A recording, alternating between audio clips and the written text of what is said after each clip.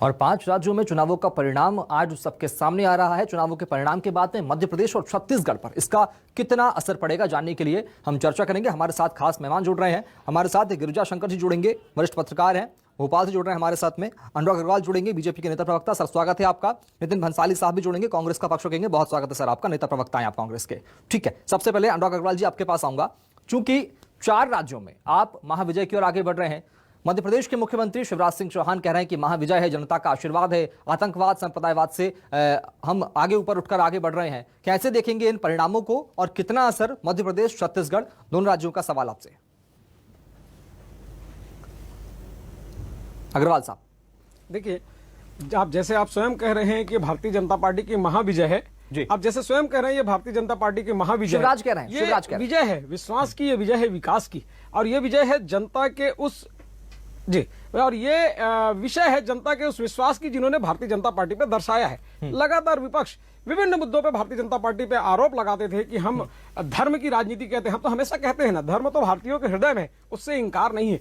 लेकिन जब तक आप विकास नहीं करेंगे, आखिरी व्यक्ति तक नहीं पहुंचेंगे, उनकी समस्याओं का समाधान नहीं करेंगे, जनता आपको नहीं चुन सकती। और यही परिणाम बताया उत्तर प्रदेश की जनता ने। वो प्रदेश जिसे पूरा देश कहीं ना कहीं अपराधगढ़ के नाम से जानता था, इस योगी जी की सरकार आने के बाद उस प्रदेश में शांति व्यवस्था कायम हुई। 5 साल में एक भी दंगे नहीं हुए। और आप स्वयं जानते हैं कि शायद देश के इतिहास में पहली बार बिना किसी हिंसा के पूरा चुनाव निपटा जी। आज वास्तव में भारतीय जनता पार्टी ने इतिहास रचा है, क्योंकि आजादी के बाद देश को दिशा देने वाले इस उत्तर प्रदेश में आज तक कोई सरकार वापस रिपीट नहीं हुई है। योगी जी की सरकार उत्तर प्रदेश में, फ्रेम में थोड़ा सा आप दोनों जगह करेक्शन करिए। अनुराग अग्रवाल लिखा आ रहा है मेरे नाम के नीचे, और इनके नाम के नीचे कांग्रेस लिखा हुआ आ रहा है। तो मेरा निवेदन है कि फ्रेम को थोड़ा सा सेट करिए, नाम गलत लिखे हैं दोनों। मैं आपको 2 सेकंड में दुरुस्त करा रहा हूं, ठीक करा रहा हूं जी। अनुराग जी अपनी बात रखिए, तकनीकी खामी दुरुस्त करा रहा हूं मैं। अनुराग जी अपनी बात रखिए। मैं ये कह रहा हूं कि जो योगी जी के कार्य रहे जी, जो योगी जी के कार्य रहे 5 सालों में, क्योंकि जनता कोई एक दिन में किसी हवा के तहत अपना रुख नहीं बदलती। 5 साल में जब से योगी जी ने उत्तर प्रदेश की कमान संभाली है, सबसे पहले उत्तर प्रदेश में जो सबसे बड़ी समस्या थी अपराध और माफियागिरी, उस पर उन्होंने शिकंजा कसा। विश्वास देखिए महिलाओं का, अगर हम प्रधानमंत्री आवास 28 लाख प्रधानमंत्री आवास देते हैं गरीबों को, महिलाओं के सम्मान के लिए 2 करोड़ 66 लाख शौचालय बनाते हैं। ठीक है, आज महिलाएं जहां पे घर से निकलना दुभर हो जाता था, आज वहां पे महिलाएं बहुत हिम्मत के साथ, सुरक्षा के साथ अगर सड़कों पे हैं, तो कहीं ना कहीं ये विश्वास जनता ने भारतीय जनता पार्टी पे जताया है। ना केवल उत्तर प्रदेश, उत्तराखंड की बात करें, मणिपुर की बात करें, गोवा की बात करें। भंसाली साहब के पास आऊंगा, कांग्रेस का मजबूती से पक्ष रखते हैं। भंसाली साहब, लोग आपको सुनना पसंद करते हैं। कैसे देखेंगे इन परिणामों को, मध्य प्रदेश छत्तीसगढ़ में कितना असर इन परिणामों का?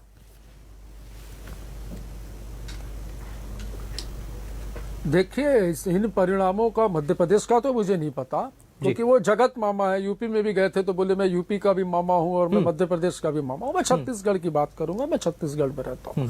छत्तीसगढ़ में इसका कोई फर्क नहीं पड़ रहा है। छत्तीसगढ़ देखिए, माननीय भूपेश बघेल जी के नेतृत्व में विकास के पथ पर लगातार अग्रसर है। और छत्तीसगढ़ मॉडल की मैं कहूंगा कि चर्चा पूरे देश में हो रही है। मैं आज भी कहूंगा इसी चर्चा को, इसी को कॉपी मोदी जी ने उत्तर प्रदेश में भी करने की कोशिश की।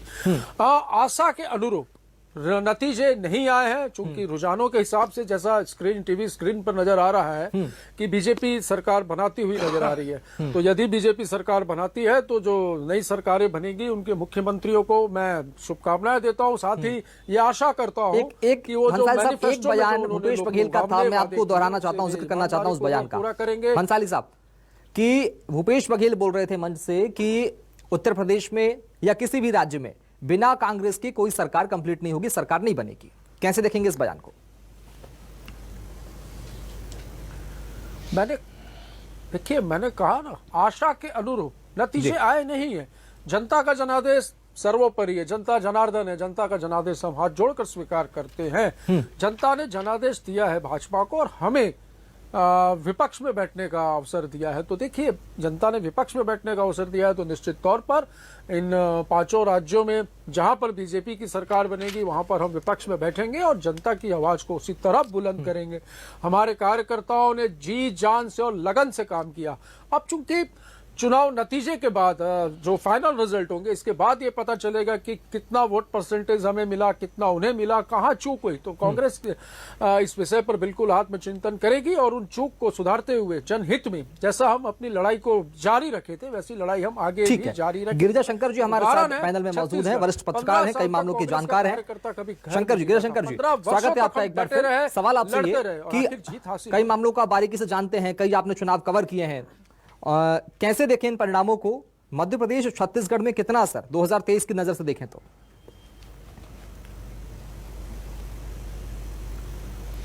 मुझे लगता है कि जो चुनाव परिणाम है 5 राज्यों के, उनका मध्य प्रदेश और छत्तीसगढ़ पर तात्कालिक रूप से कोई असर नहीं हो, क्योंकि अब यहाँ 1.5 साल बचे हैं चुनाव को, और 1.5 साल बाद क्या परिस्थितियां होंगी छत्तीसगढ़ और मध्य प्रदेश में ये नहीं कहा जा सकता। इसलिए इन चुनाव परिणामों को मध्य प्रदेश के संभावित चुनाव के से जोड़कर नहीं देखा जा सकता।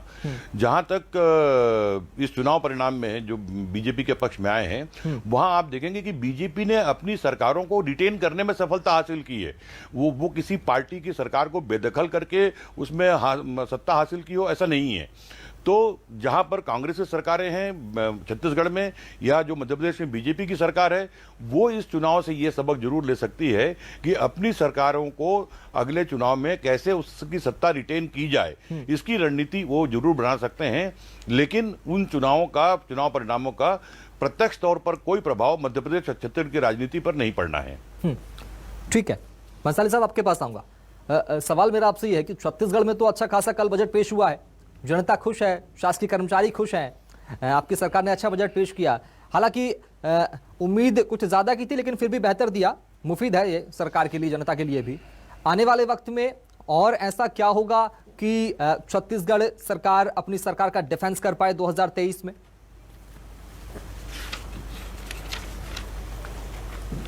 देखिए, लगातार जो मैनिफेस्टो में, जन घोषणा पत्र में कांग्रेस की सरकार ने जो वादे किए थे, उन वादों को पूरा करने की और हम लगातार उस दिशा में काम कर रहे हैं। 3.5 वर्ष सरकार को बने यहाँ हो चुके हैं और 3.5 वर्षों में 36 वादों को लेकर हम सरकार में आए थे, जिसमें से 28 वादे हमने पूरे कर दिए हैं और बाकी जो वादे बचे हैं उनको पूरा करने की दिशा में लगातार हमारी सरकार काम कर रही है। कुछ नई योजनाएं भी हमने किसानों के लिए, भूमिहीन मजदूरों के लिए, रोजगार के लिए, जैसा कि छत्तीसगढ़ में रोजगार मिशन बनाया गया, उसके लिए 2000 करोड़ का प्रावधान रखा गया है। आने वाले 5 वर्षों में लगभग 15 लाख युवाओं को रोजगार देने का प्लान जो छत्तीसगढ़ सरकार बना रही है, उसके लिए एक अलग से रोजगार मिशन का भी गठन किया गया है। तो निश्चित तौर पर गांव, गरीब, किसान, युवा, महिला, इन सारे मोर्चों पर कांग्रेस की सरकार मुस्तैदी से और ईमानदारी से काम कर रही है। छत्तीसगढ़ के जो मुख्यमंत्री हैं वो खुद किसान पुत्र हैं और सारी किसानों की समस्याओं को भी बेहतर तरीके से समझते हैं। तो हमको उन नतीजों से कोई फर्क नहीं पड़ना है। पर हाँ, वहां पर चूंकि पूरी टीम हमारी लगी हुई थी, सारे देश से लोग इन 5 राज्यों में चुनाव में कार्यकर्ता यहाँ से गए थे, नेता गए थे, तो कहां पर कौन सी चूक हुई, इन चीजों को देखा जाएगा और निश्चित तौर पर इससे सुधारा जाएगा। चूक तो ठीक है, चुनाव हारेंगे साहब, चूक तो अग्रवाल साहब को भी हुई है, चूक तो बीजेपी को भी हुई है, चूंकि एक लंबी फहरिस्त, एक लंबी लिस्ट आई थी स्टार प्रचारकों की, केंद्र के मंत्री, तमाम बीजेपी के राष्ट्रीय महासचिव कैलाश विजयवर्गीय, कई राज्यों के मुख्यमंत्री, बीजेपी शासित राज्यों के बड़े बड़े नेता उतार दिए थे चुनाव प्रचार के लिए। उसके बाद भी एक बड़ी चोट यहाँ पर उत्तर प्रदेश में लगती नजर आ रही बीजेपी को, कई राज्यों में लगी है। अगर ऐसी चोट मध्य प्रदेश में अगर लग जाए तो बड़ा नुकसान हो जाएगा मध्य प्रदेश में सरकार का। अग्रवाल साहब, कैसे मैं वही पूछ रहा हूं, कैसे बड़ा चोट लग जाएगा? माननीय गिरिजा जी ने अभी कहा कि भारतीय जनता पार्टी ने जो राज्य में वहां उनकी सरकार थी उसे रिटेन की, मतलब आज तक 312 से 200 के अंदर 300 के अंदर आ गए साहब आप। मुझे लगता है कि पहली बार जनता ने लोगों को बता दिया।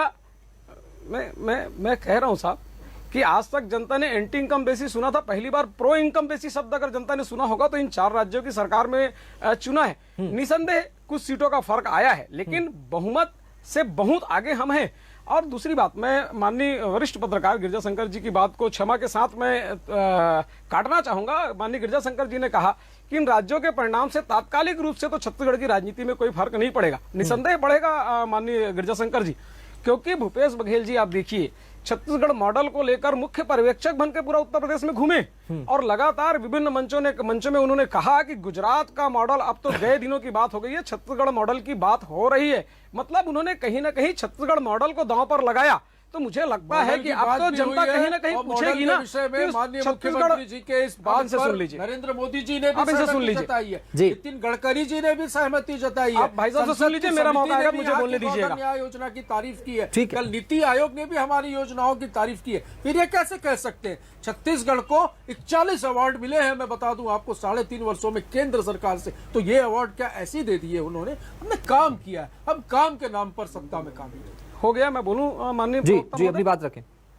अगर आप अनुमति दे तो मैं ये कह रहा हूं कि जिस छत्तीसगढ़ मॉडल लेके आप उत्तर प्रदेश में गए थे और वहां बात करने लायक भी नहीं रहे, तो कहीं ना कहीं आप इस चीज को स्वीकार आपको करना पड़ेगा कि छत्तीसगढ़ का जो मॉडल आप पूरे देश में चिल्ला कर कह रहे हैं वो फेल है। मतलब छत्तीसगढ़ का कोई मॉडल है नहीं।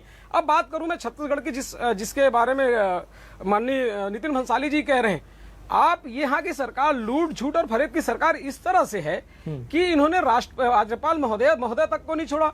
आप स्वयं देखिए, अभिभाषण में उन्होंने कहलवाया कि 36 में से 27 वादे हमने पूरे कर दिए, जबकि तारांकित प्रश्न के उत्तर में स्वयं भूपेश बघेल जी कहते हैं कि 17 वादे पूरे हुए हैं, 19 वादे पूरे होने बाकी हैं। तो मुझे लगता है भंसाली जी, आऊंगा फिर आपके इनको पास, बोलने पहले दीजिए, अग्रवाल फिर मैं साहब की बात आऊंगा। पूरी दीजिए। फिर इनको बोलने दीजिए, फिर मैं आऊंगा। डिटेल के साथ जवाब बोलिए।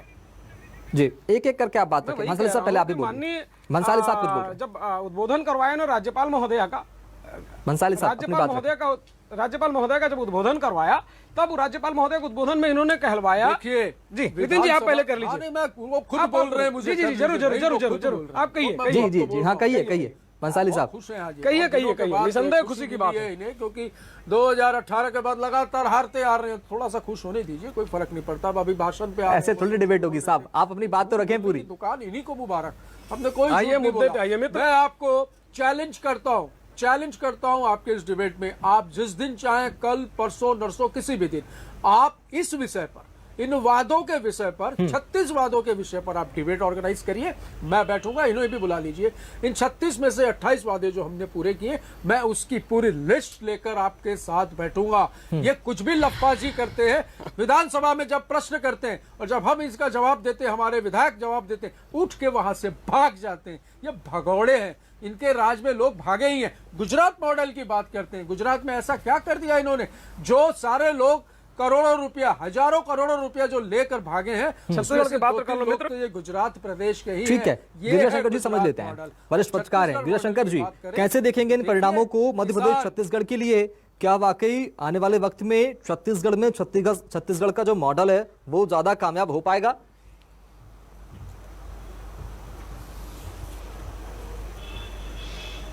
जैसा मैंने पहले ही कहा, अभी चुनाव दोनों राज्यों में 1.5 साल बचे। मैं भी चाहूंगा, बड़ी खबर आ रही है, आज शाम बीजेपी दफ्तर जाएंगे पीएम मोदी। बड़ी खबर आपको बता दें, शाम 6 बजे बीजेपी दफ्तर पहुंच सकते हैं पीएम मोदी। बड़ी खबर आपको बताने इस वक्त की, आज शाम को बीजेपी हेडक्वार्टर जाएंगे पीएम मोदी। बड़ी खबर आपको बता रहे हैं, बीजेपी दफ्तर शाम 6 बजे प्रधानमंत्री मोदी पहुंच सकते हैं। बड़ी खबर आपको बता दें, शाम 6 बजे पीएम मोदी बीजेपी दफ्तर जाएंगे। तो शाम 6 बजे बीजेपी दफ्तर पहुंच सकते हैं पीएम मोदी। बड़ी खबर आपको बता रहे हैं, पीएम मोदी शाम को 6 बजे बीजेपी दफ्तर पहुंच सकते हैं।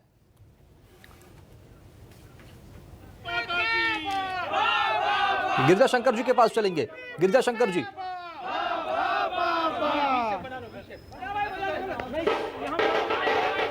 जी, सवाल ये है कि छत्तीसगढ़ मॉडल छत्तीसगढ़ के लिए कितना मुफीद साबित हो पाएगा 2023 की नजरों से देखें तो?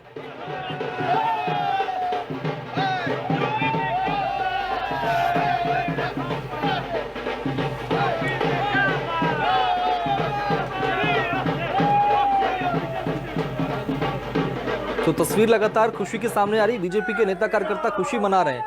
इस बीच गिरिजा शंकर जी से जोड़ने की कोशिश करेंगे एक बार, क्योंकि लगातार आरोप जो है गुजरात मॉडल छत्तीसगढ़ मॉडल के बीच में लगते नजर आ रहे हैं। ठीक है, अनुराग अग्रवाल जी आपके पास आऊंगा। कैसे कामयाब हो पाएगा छत्तीसगढ़ मॉडल की? आप बात कर रहे हैं, निंदा कर रहे हैं आप इस बात की कि कहीं कोई काम नहीं किया, किस तरह का कोई विकास नहीं किया, बजट में आप नाखुश हैं। कैसे देखें इन परिणामों को छत्तीसगढ़ के लिए, अग्रवाल साहब? देखिए, मैं अगर शांति से मेरी बात सुनेंगे तो मैं पूरी बात कहना चाहूंगा। राष्ट्रपति के राज्यपाल जी के अभिभाषण में देखिए, राज्यपाल महोदया ने कहा, जो शासन द्वारा ही लिखा जाता है कि हमने 36 में से 29 वादे पूरे कर दिए हैं।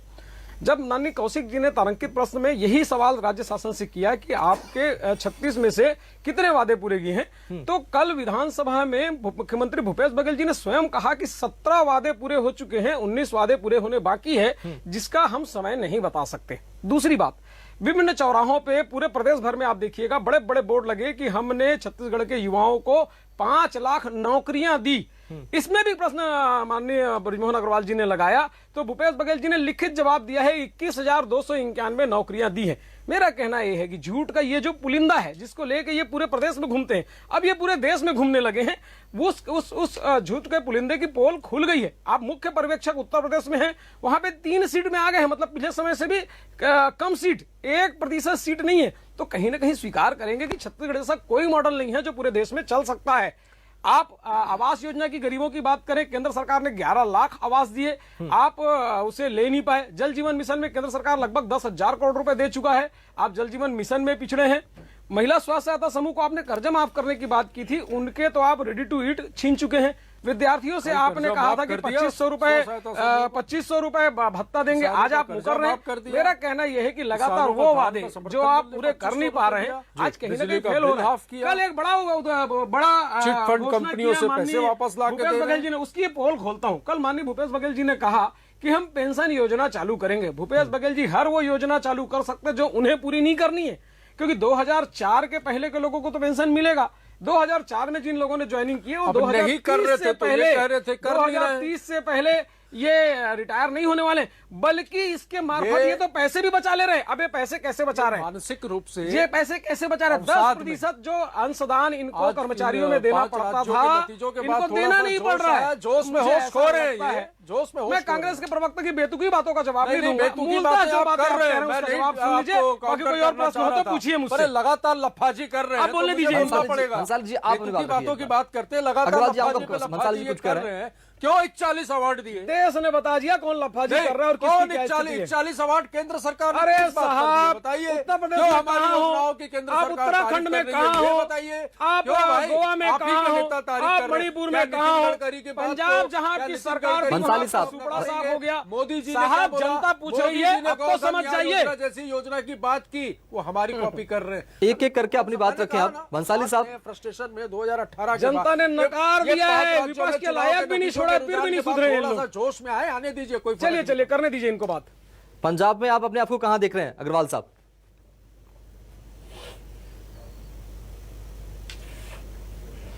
साहब, पूरे देश के 5 राज्यों के चुनाव में 4 में हमें प्रचंड जीत मिली है।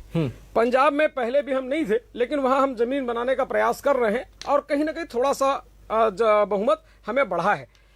हमारी जहां जहां सरकार थी, हम वहां पे अपनी सरकार कायम रखे हैं और प्रो इनकम बेसी इस जनता ने पहली बार समझा है जी। और ये भारतीय जनता पार्टी के कार्यों के लिए है। एक दिन में कहीं कोई परिवर्तन नहीं आ सकता। 5 साल पहले जब हमारी सरकार बनी तब वहां ने हमने काम करना प्रारंभ किया, जनता के दुख दर्द को समझा, जनता की समस्याओं को समझा, उसको निदान करने के लिए प्रयास किए, इसलिए जनता ने पुनः हमें चुना है।